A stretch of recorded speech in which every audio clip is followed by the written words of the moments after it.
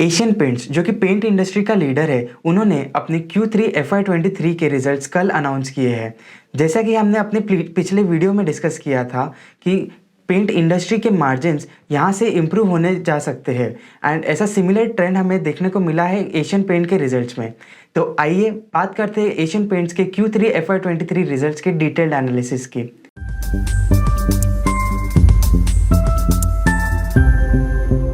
अगर हम revenue terms में बात करें तो ओवरऑल रेवेन्यू वाई बेसिस पे सिर्फ 1% बढ़ा है।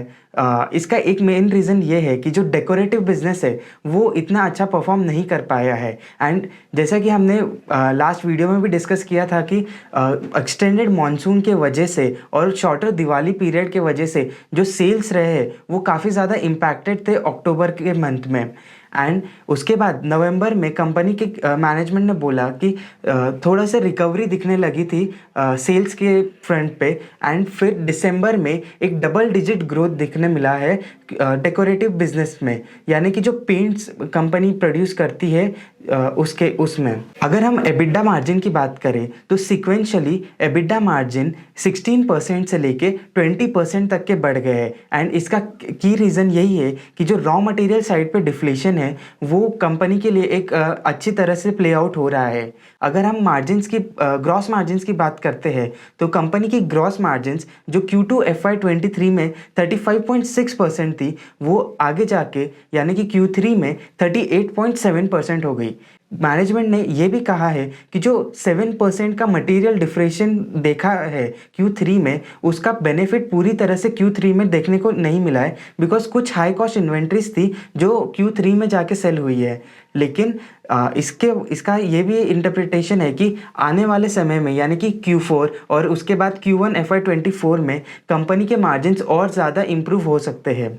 अगर हम डेकोरेटिव पेंट्स जो डेकोरेटिव बिजनेस जो है उस सेगमेंट की पर्टिकुलरली बात करें तो वैल्यू टर्म्स में ये सेगमेंट सिर्फ 1% से बड़ा है और वॉल्यूम में ये फ्लैटिश है अगर हम YOY बेसिस पे कंपेयर करें तो।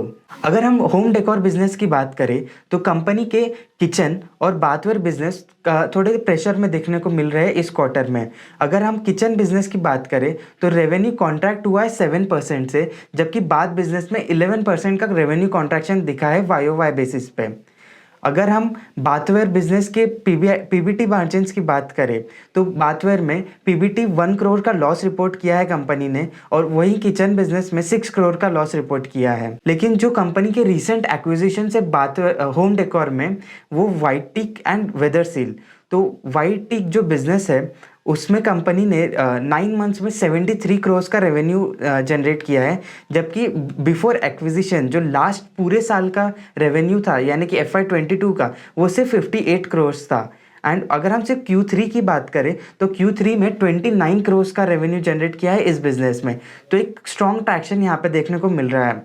सिमिलर केस आती है वेदर सील की जो कंपनी ने जून 2022 में एक्वायर किया था। तो जून 22 से लेकर दिसंबर 22 तक कंपनी ने इस बिजनेस से 15 करोड़ का रेवेन्यू किया है एंड उसमें से 7 करोड़ रेवेन्यू सिर्फ Q3 में आया था।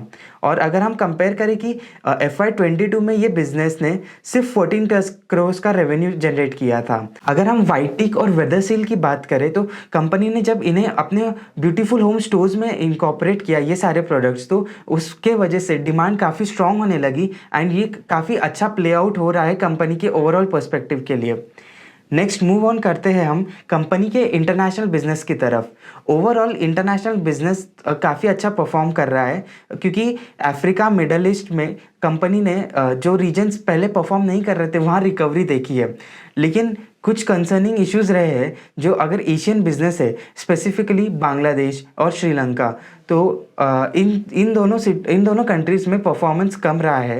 एंड उसके साथ साथ अगर हम देखें कि श्रीलंका में जो फॉरेक्स के इश्यूज चल रहे हैं तो उस वजह से कंपनी को फॉरेन एक्सचेंज लॉसेस भी इंकर करने पड़ रहे हैं।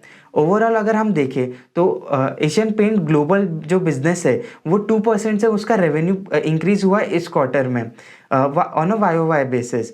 अगर हम अफ्रीका और मिडल ईस्ट की बात करें तो 48% और 17% से ये दोनों रीजन्स ग्रो किए हैं। वहीं एशियन जो कंट्रीज़ है वहाँ से बिजनेस में 20% का कॉन्ट्रैक्शन देखने मिला है। तो इसके बाद हम बात करते हैं इंडस्ट्रियल पेंट्स की। तो इंडस्ट्रियल पेंट्स भी काफ़ी स्ट्रांगली ग्रो हुआ है। जो कंपनी की दो जेवीज है, PPG AP and AP PPG.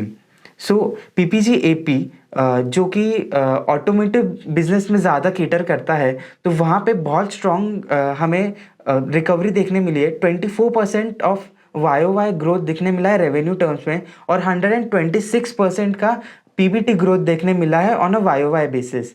तो इसका एक मेन रीज़न ये है कि ऑटोमेटिव जो बिज़नेस है, यानी कि जो ऑटो सेक्टर से जो पेंट की डिमांड आती है, वो बहुत ही ज़्यादा रोबस्ट ग्रोथ दिखा रही है। वहीं पे बाकी जो इंडस्ट्रियल सेगमेंट के पेंट्स है, जो दूसरी जेवी जो एपी पीपीजी केटर करती है, वहाँ रेवेन्यू टर्म्स में सिमिलर 24% का इंक्रीज देखने मिला है, एंड पीबीटी टर्म्स में 112% का इंक्रीज देखने को मिला है। अगर हम बिजनेस अपडेट्स की बात करें, तो कंपनी का जो पेंटिंग सर्विसेज है, जो कंपनी क्लेम करती है कि वो इंटरनेशनल लेवल पे सबसे बड़ी पेंटिंग सर्विस है, वो कंपनी ने एक्सपांड की है। Q2 FY23 में जो 628 टाउन्स में इनका प्रेजेंस था, वो as of Q3 FY23 834 towns में एक्सपांड हो चुका है। वहीं अगर हम रिटेल टच पॉइंट्स की बात करें, तो 9 मंथ्स ऑफ FY23 में कंपनी ने 10,000 रिटेल टच पॉइंट्स ऐड किए हैं, एंड अभी ओवरऑल कंपनी के around 1.5 lakhs retail touch points हो चुके हैं। अगर हम ब्यूटीफुल होम स्टोर्स की बात करें, तो कंपनी ने दो नए स्टोर्स लॉन्च किए हैं इस क्वार्टर में, और अभी 38 ब्यूटीफुल होम स्टोर्स हो चुके हैं इंडिया में। साथ ही साथ कंपनी ने एक नई कंपनी को इनकॉर्पोरेट किया है, जिसका नाम है Asian paints polymer private limited. Q2 FY23 के रिजल्ट्स के टाइम पे कंपनी ने अनाउंस किया था कि वो VAM और VAE यानी कि विनाइल एसीटेट मोनोमर और विनाइल एसीटेट इथिलीन के प्रोडक्शन प्लांट सेटअप करने वाली है इंडिया में। तो उसी प्रोडक्शन के लिए कंपनी ने ये नई सब्सिडरी इनकॉर्पोरेट करी है। तो नेक्स्ट हम बात करेंगे कंपनी के केपेक्स प्लान्स के बारे में। रिसेंटली कंपनी ने एक नया केपेक्स अनाउंस किया है, जिसमें company 4 lakh kilolitres per annum का कैपेसिटी एक्सपांड करने वाली है with a investment of 2000 crore. Company ने टाइमलाइन ऐसी दी है कि जब कंपनी प्लांट के लिए लैंड एक्वायर कर लेगी, तो उसके बाद 3 साल में ये प्लांट्स का प्रोडक्शन चालू हो जाएगा। अगर हम कंपनी की करंट कैपेसिटी की बात करें और करंट एक्सपांशन प्लान्स की बात करें, तो कंपनी ने पहले ही अनाउंस किया था कि वो 22.7 लाख किलोलीटर पर एनम की कैपेसिटी को रीच कर लेंगे बाय एक्सपांडिंग टू रफली 30% ऑफ देयर एग्जिस्टिंग कैपेसिटी। और इसके साथ साथ कंपनी के अराउंड 15 to 16 लाख किलोलीटर्स की कैपेसिटी आउटसोर्स प्रोडक्शन से आती है। ओवरऑल अगर हम टाइमलाइन की बात करें, तो नेक्स्ट 2 to 3 ईयर्स में सबसे पहले कंपनी अपने एग्जिस्टिंग एक्सपांशंस को कंप्लीट करेगी, और इसी के साथ जब कंपनी ने अपने रिसेंट डेवलपमेंट की बात करी, तो उसके आगे कंपनी का टोटल जो कैपेसिटी इन हाउस हो जाएगा, वो 26.7 लाख तक के पहुंच जाएगा। तो अगर हम नेक्स्ट 3 ईयर्स के केपेक्स प्लान्स की बात करें, तो कंपनी के 8,750 करोड़ का केपेक्स ऑलरेडी प्लान्ड है। तो ये थे कंपनी के Q3 FY23 के रिलेटेड अपडेट्स। अगर आपको ये वीडियो पसंद आया, तो प्लीज़ इसे लाइक कीजिए और शेयर कीजिए, और अगर आपने हमारी पेंट इंडस्ट्री के वीडियो को नहीं देखा हो, तो उसे ज़रूर देखिए, उसका लिंक डिस्क्रिप्शन में है। Thank you so much.